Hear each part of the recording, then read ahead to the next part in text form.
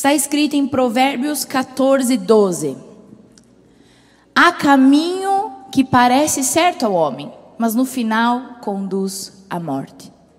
É por isso que eu disse, Jesus veio nos resgatar não só do inferno, mas da nossa vã maneira de viver.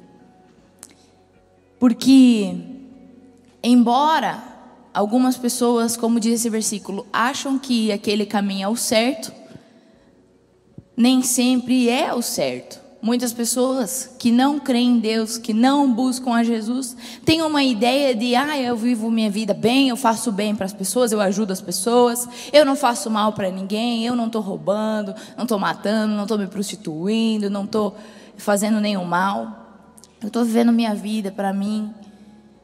Mas Jesus morreu para nos resgatar. Jesus morreu para que a mensagem dele nos levasse a viver essa vida no caminho certo. E é muito interessante e complexo esse assunto sobre o caminho certo.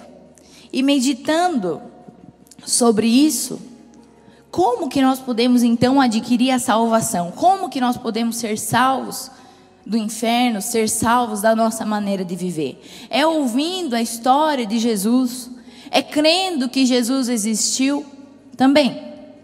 Mas é preciso deixar que a essência e a profundidade da mensagem de Cristo crie raízes dentro do nosso coração. Então, às vezes, quando você ouve falar de Jesus, quando você ouve falar que Ele é amor, existe algo muito mais profundo nisso, que é preciso deixar que essa profundidade crie raízes no nosso coração. Não é uma mensagem. E a fé naquela uma mensagem tem que deixá-la germinar no nosso coração. Muitos pastores eu já vi pregarem sobre Jesus, fazerem apelos para quem quer entregar a vida para Jesus, e eu acho isso nobre. Eu acho que é a coisa melhor que pode acontecer na nossa vida. Mas uma entrega, ela não é feita de um apelo.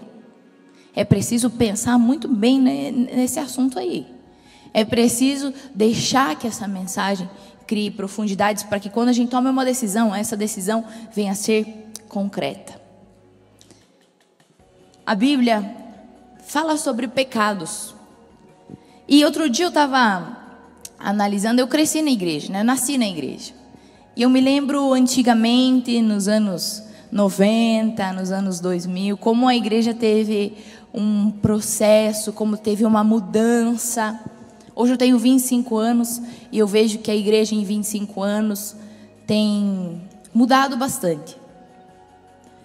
E enfim, que existem os pecados bíblicos, os pecados que estão escritos na Bíblia: adultério, assassinato, violência, mentira, fofoca, e muitos que estão lá listados. E também existiram por muito tempo pecados em que as igrejas religiosas criavam, né? Tinha uma vez, há anos atrás, onde misericórdia falar sobre ter luz colorida dentro da igreja. Ou misericórdia, uma igreja preta. E tinha muitas coisas que listavam sobre pecados, e às vezes as pessoas vinham, mas isso pode fazer ou não pode? E queriam uma resposta concreta. E o que eu tenho visto é que do Evangelho, o qual derruba todas as especulações, o qual derruba todos os pecados ainda bíblicos. A Bíblia conta a história de um homem chamado Sansão. E esse homem, ele foi escolhido por Deus. Ele tinha um propósito, que era ele ser um protetor, um juiz sobre Israel. Naquela época não havia profetas. Então Deus escolheu esse homem, Sansão. Ele tinha o cabelo longo e ele tinha um pacto com Deus que ele não poderia cortar esse cabelo nunca na vida. Então a Bíblia conta uma história em que o povo inimigo descobriu que ele estava lá numa cidade e eles traçaram um plano. Porque Sansão, ele era muito, muito forte e defendia o país dele. Só ele defendia o país inteiro. Então esses inimigos falaram: vamos entrar lá naquela cidade, vamos destruir ele pela manhã, logo de madrugada. Quando o sol nascer, a gente vai entrar lá, vai destruir ele. E sabe o que ele fez? Ele acordou antes para sair da cidade. Estava dormindo, acordou, derrubou tudo. Sansão pegava um leão e rasgava no meio como se fosse um gatinho recém-nascido. A Bíblia conta que ele matou 1000 homens com uma queixada de jumento. Então Sansão era um cara que obviamente nenhum ser humano pode fazer isso. Era porque era o sobrenatural na vida dele. Era algo que era sobrenatural. A física não explica. E esse homem, ele tinha esse propósito com Deus. E ele um dia conheceu uma mulher chamada Dalila, que aqui nessa história a gente vai representar como pecado. E Sansão começou a brincar com ela. Ele se apaixonou, a Bíblia diz. Você sabe o que é paixão? Quem aqui já se apaixonou? Exatamente, Sansão estava apaixonado por ela. E aí, a Bíblia conta, está escrito no livro de Juízes, que o povo inimigo, as autoridades inimigas chamaram ela e falaram assim: olha, Dalila, se você ir lá e descobrir qual que é o segredo de Sansão, como é que a gente faz para amarrar ele, para prender ele como um homem qualquer? Se você descobrir isso, cada um de nós vai te dar 1000 moedas de prata. E aí, Dalila, ela começa a pedir para ele: amor, o que tem que fazer para você ser um homem comum? Como é que faz para te amarrar e você ficar sem força? E ele começou a brincar. Aí ele começou a falar: você tem que fazer tal coisa, tem que me amarrar com cordas que nunca amarraram ninguém. E aí quando ela fazia, ele dormia, ela fazia isso, chegavam os inimigos para pegar ele rasgava a corda, matava todo mundo que estava lá. E ela ia pedindo, e ele ia brincando, ele ia falando mentiras, falando: tem que fazer aquilo, só para tirar onda com a cara dela. Isso aconteceu várias vezes. Até que um dia ele se encheu. E ele falou a verdade. Ele falou: o meu cabelo nunca foi cortado. Eu sou nazireu desde que eu nasci. Se cortar o meu cabelo, acabou minhas forças. Sabe o que aconteceu? Ele dormiu. Ela cortou o cabelo. Mesma coisa de sempre. Ele não viu que ela estava falando sério. E a Bíblia conta que quando o inimigo entrou para pegar ele, ele pensou assim: eu vou me livrar dessa, como eu me livrei todas as outras vezes. Só que ele estava sem força, porque ele não percebeu que o espírito já tinha saído dele. Aquilo que fazia ele ser especial, aquilo que fazia ele valer por 1000 homens, saiu dele. E sabe qual foi a primeira coisa que o inimigo fez com ele? Furou os olhos dele. Furou os olhos. E antes, ele lutava com uma queixada de jumento, né? Matou 1000 homens com uma queixada de jumento. Depois, ele virou jumento. Porque ele teve que ficar andando ao redor no moinho, no lugar onde que era o jumento ficava. Cego, girando. O resto da vida.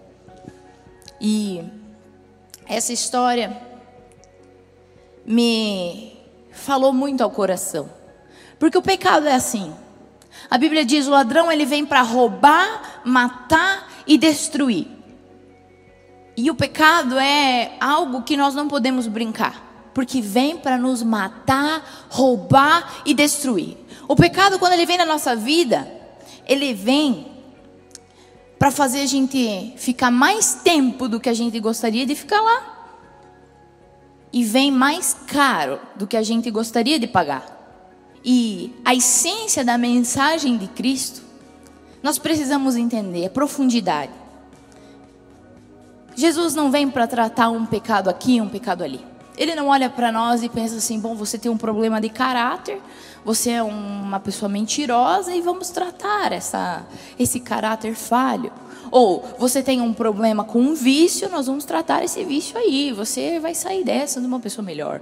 Ou você tem problemas com a prostituição, então eu vou te purificar nesta área da prostituição. Não, Deus não vem para tratar um pecado ali e outro ali. Ele vem para nos tratar por inteiro. É como um jardineiro. Jesus não vem para cortar um galho aqui e outro ali. Ele vem para derrubar a árvore inteira.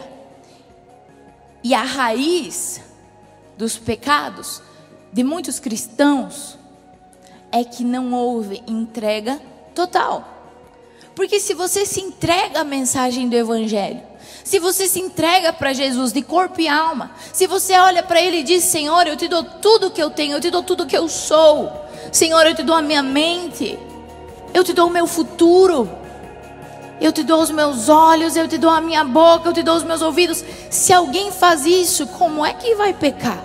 Se toda a sua vida é para Ele. Então a raiz de um probleminha ali, de outro probleminha lá, de um problema nessa área, de outro problema nessa área, é a falta de entrega. Quem acha a sua vida, a perderá. E quem perde a sua vida por minha causa, a encontrará.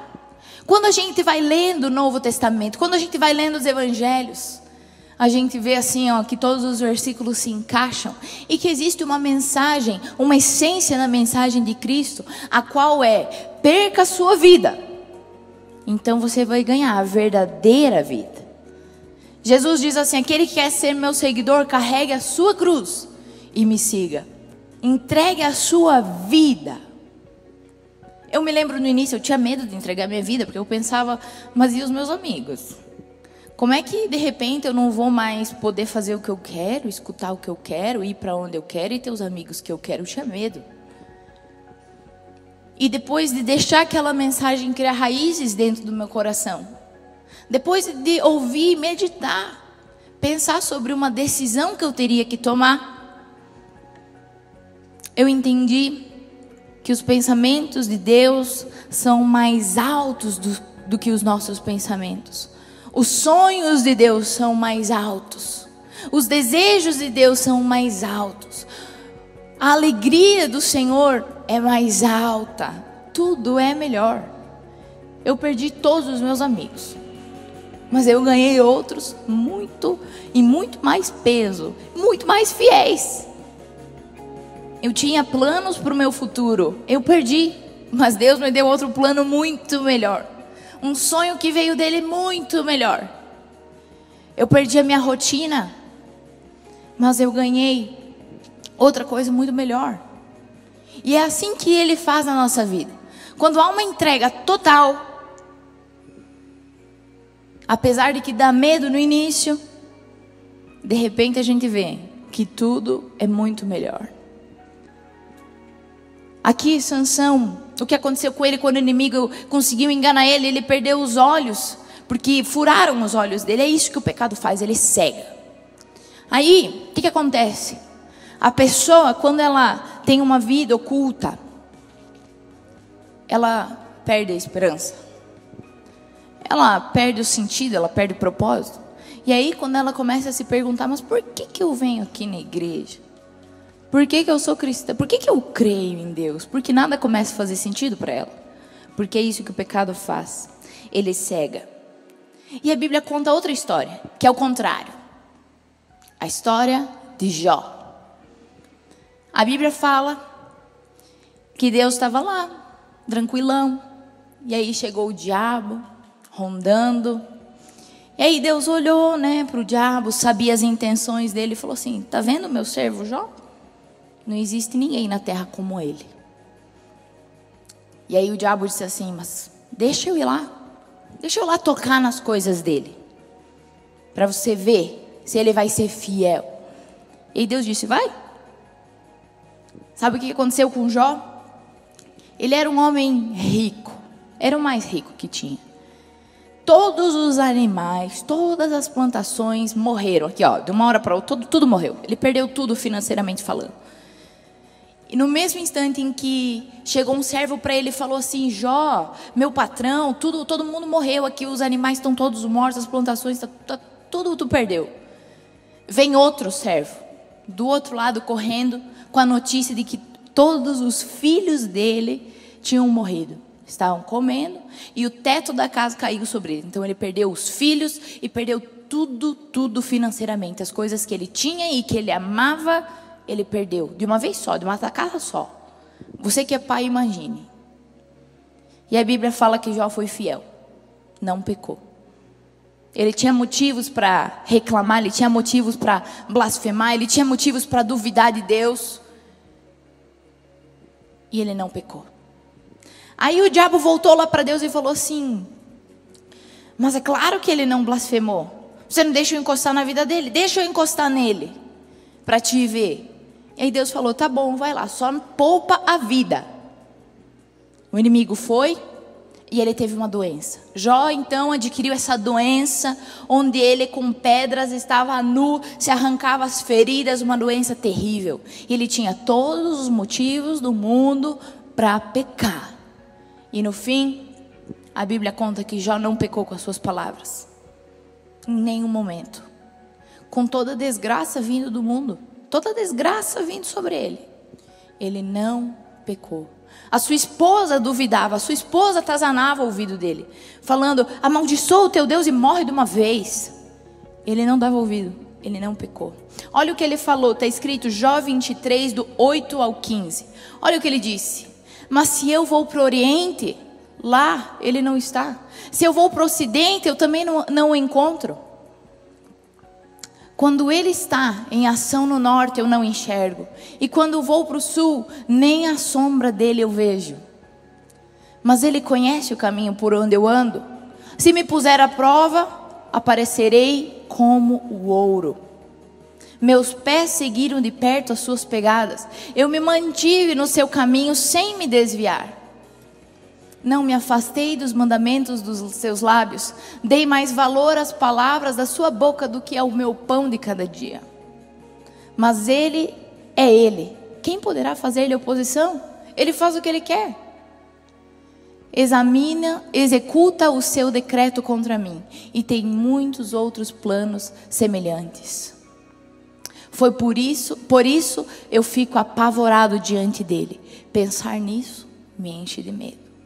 Jó, nós podemos ver aqui na história que ele tinha temor a Deus, ele temia, e ele diz, me prove e eu vou sair puro como o ouro. E foi o oposto de Sansão. Jó tinha tudo para pecar, mas ele temia Deus, ele decidiu que não iria se afastar. Olha o que diz Mateus 10, 28, para nós encerrar.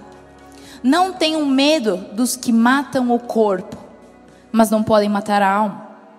Antes, tenham medo, tenham um temor daquele que pode destruir tanto a alma como o corpo no inferno. Essa é a palavra de Deus. E a essência do cristianismo não é somente fé que um dia Jesus existiu, fé que um dia ele passou na terra, não. É uma entrega de coração, é uma entrega de alma. Quando o pastor faz um apelo, quem quer entregar a sua vida para Jesus? Mana, é quem quer entregar a sua vida para Jesus. É uma vida inteira que você vai entregar. Será que no fim da nossa vida, aqui na terra, vai ter valido a pena a gente viver em vão? Vai ter valido a pena a gente ter buscado os nossos sonhos? Vai ter valido a pena a gente ter amado aquilo que é passageiro, aquilo que um dia vai ficar? Vai ter valido a pena a gente ter se apegado aos pecados, ter sido escravo dele? Vai ter valido a pena? Eu tenho certeza que não. A eternidade é infinito, não é 100 anos, não é 100 anos de consequência. Não é 150, não é 500, não é 1000 anos de consequência. É para sempre. É 100 mil, 200 mil, 1 milhão, 1 bilhão. É para sempre. Por isso, hoje eu convido a você a olhar para Jesus como o único que pode nos resgatar, não somente do inferno, mas pode nos resgatar da nossa vã maneira de viver. Cristo é a única esperança. Cristo é a única esperança para nós em vida e para nós em eternidade. Não há outro caminho. Não há outro caminho. A gente pode se iludir, a gente pode fugir dele, mas um dia todos nós teremos que comparecer diante de Deus, diante do tribunal. E o que eu digo é que a vida com Deus, ela é muito boa. Andar com Jesus é muito bom. E não é uma entrega, uma oração de entrega. é sempre. No momento de dificuldade, no momento de tentação, na vida de um cristão, é preciso voltar a se entregar. É preciso voltar a orar. É preciso voltar a buscar. Como se fosse a primeira vez. É assim, a gente faz tudo de novo, de novo, de novo, de novo, buscando um prêmio celestial. Paulo diz: eu não corro sem objetivo. Eu não soco como alguém que soca o ar. Eu sei para onde eu quero chegar. É um prêmio celestial.